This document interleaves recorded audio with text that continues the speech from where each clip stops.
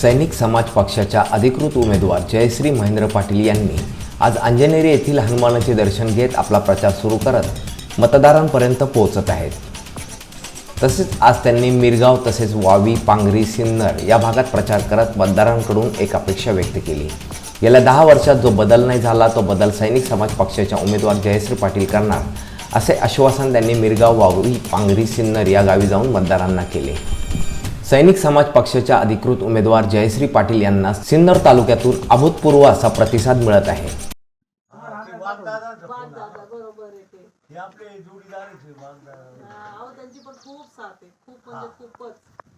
खूप प्रयत्न करता येते।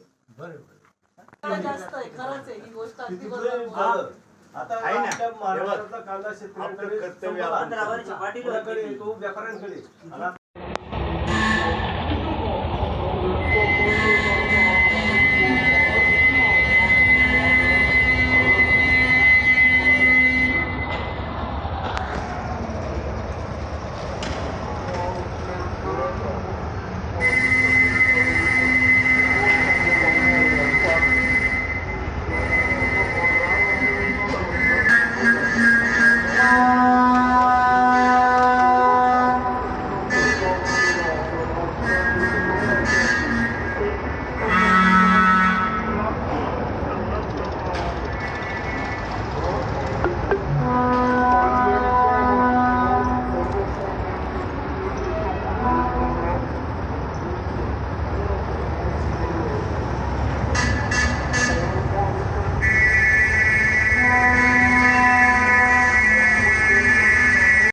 नाशिकचे खासदार कसे झाले पाहिजे, काय वाटतं?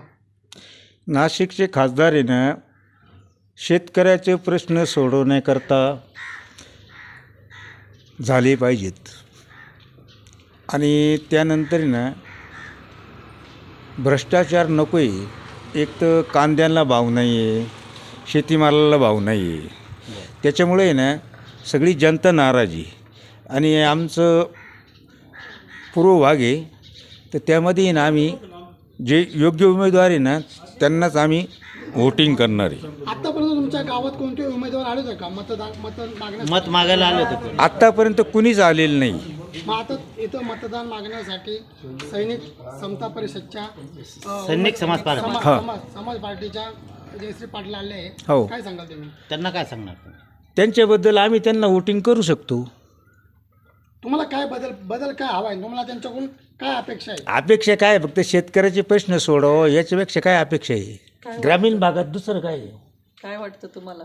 नाही तुम्हाला काय वाटतं, मी करेल की नाही करेल ते विश्वास सांगा। नाही करणार ना, तुम्ही एवढ्या जिद्दी नाही तर म्हटलं आपण काही नाही म्हणणार आहे का? तो नाही भाग नाही तसं नाही, तुम्हाला काय वाटतं? नाही आम्हाला वाटतं ना, मग तुम्ही करणार आहे तो भाग नाही आहे। परंतु कसं आहे, समाज आणि राजकारण थोडं वेगवेगळ्या पद्धतीने चालते, आपल्याला त्याशी काही कर्तव्य नाही। परंतु जर तुम्ही त्या पद्धतीत असले तर आम्ही तुम्हाला मतदान करू शकतो।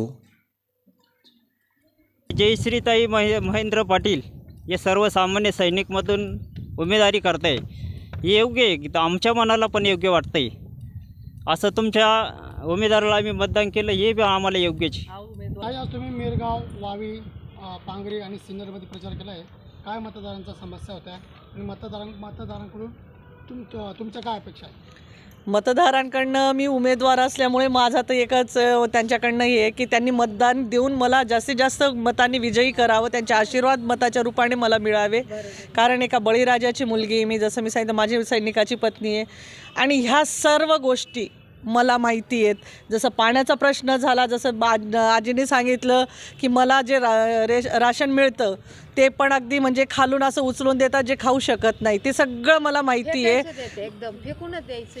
मग त्याच्यामुळेच मी आज उभी का आहे तर त्याला कारणच ते आहे की मी हे लोकांचे हे सगळे दुःख बघितलेले आहेत आणि म्हणूनच सर्वसामान्यातनं का यायचं आहे तर त्याला कारणच हे आहे की आपण ते सुखदुःख आपण समजू शकतो। मी यांच्यापर्यंत येऊ शकते कारण का मी यांच्यातलीच एक आहे।